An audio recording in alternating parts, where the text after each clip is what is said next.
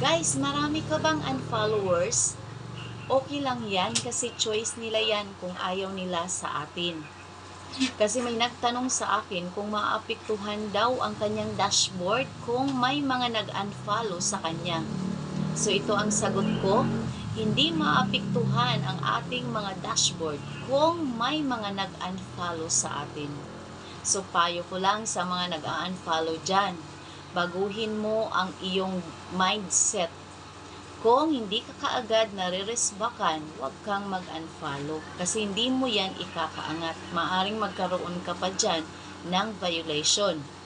So kung tayo man ay tumutulong sa ating mga kapwa content creator, huwag tayong humingi ng kapalit. Kung tayo man ay nagre-react, nagko-comment at nanonood sa kanilang mga video, huwag tayong mag-expect na ganun din ang kanilang gagawin. So malay natin, busy sila at meron silang ginagawa.